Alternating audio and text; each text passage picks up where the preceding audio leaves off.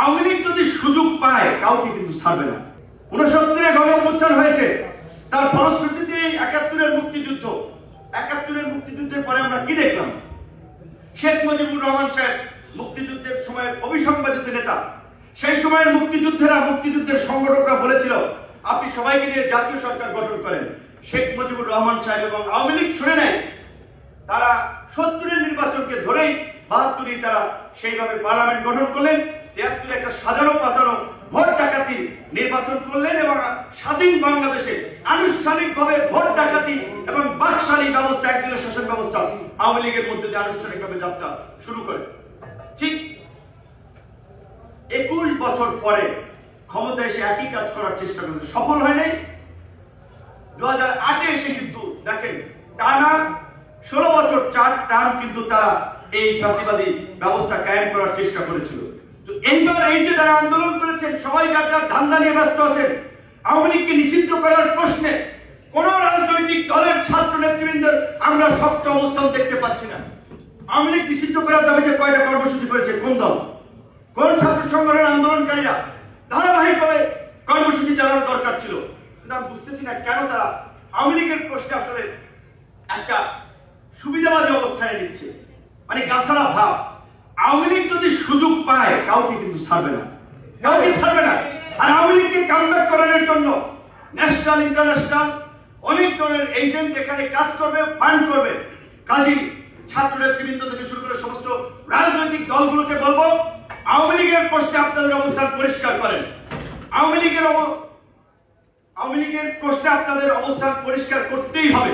এবং জনগণকে বলবো 71, 90, 2007 সাল, এই 24-এ অসংখ্যবার এই দেশের সাধারণ মানুষ, ছাত্র জনতা, কৃষক শ্রমিকের সন্তানেরা জীবন দিয়েছে। এই আন্দোলনে যে আমরা বলি 200 শতাধিক মানুষ মারা গিয়েছে, কয়েকজন এমপির ছেলে মারা গিয়েছে, কয়েকজন সচিবের ছেলে মারা গিয়েছে, কয়েকজন পুলিশের ডিআইজির ছেলে মারা গিয়েছে, কয়েকজন শীর্ষ ব্যবসায়ীর সন্তানরা মারা গেছে কিন্তু কৃষক, শ্রমিক, রিক্সাওয়ালা, ভ্যানওয়ালা, আপনার আমার মতো গ্রামের ছেলেরা, তরুণরা, সাধারণ মানুষ সুফল ভোগ করেছে। এই সমাজের উচ্চবিত্ত, ধনিক, লুটেরা, সিন্ডিকেট শ্রেণী। কাজে এইবার কেন সেটা না পায়, সেই জন্য আমরা বলেছি আমাদের নতুন রাজনৈতিক বন্দোবস্তের প্রয়োজন হবে। তো নতুন রাজনৈতিক বন্দোবস্ত আমরা চাই। জনগণ যদি সেটা উপলব্ধি না করে, তার সাথে না থাকে, তাহলে কিন্তু জেলেও সেই করুন।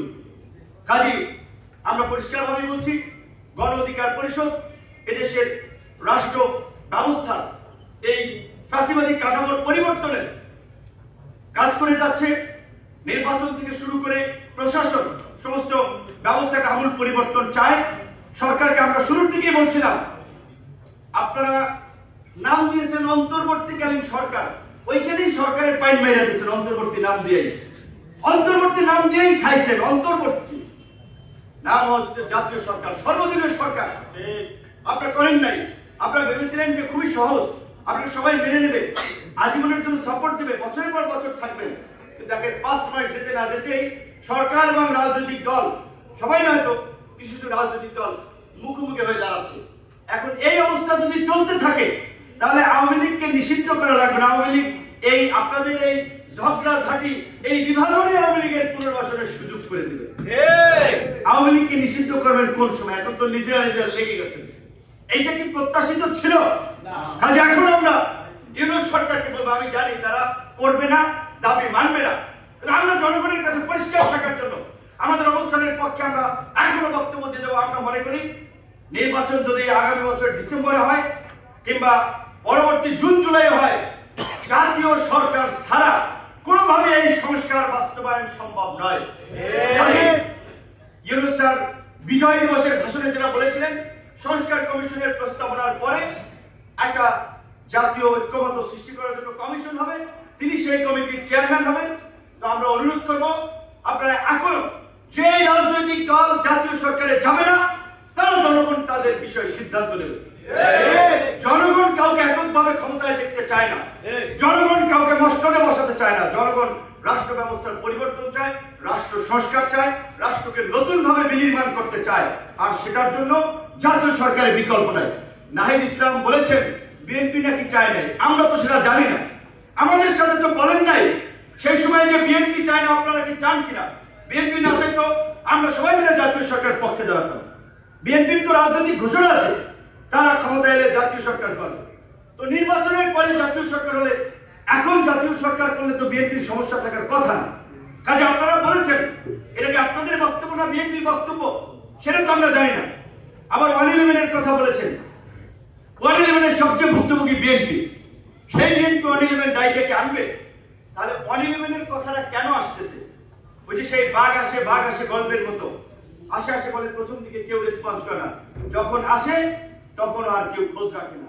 এই যে 111 নিয়ে আলোচনা হচ্ছে, এই 111 কিন্তু আপনারাই ডেকে আনবেন। কাজে এটা আমরা পরিষ্কার হওয়া উচিত। আপনারা গত 5 মাসে রাষ্ট্র পরিচালনায় ব্যর্থতার পরিচয় দিয়েছেন। অনতিবিলম্বে উপদেষ্টা পরিষদ পুনর্গঠন করেন এবং সমস্ত রাজনৈতিক দল, আন্দোলনের অংশীদার, নাগরিক সমাজ সহ সবার সাথে আলাপ আলোচনা করে জাতীয় ঐক্য এবং সংহতির মাধ্যমে আগামী বাংলাদেশ বিনির্মাণে জাতীয় সরকার গঠন করেন।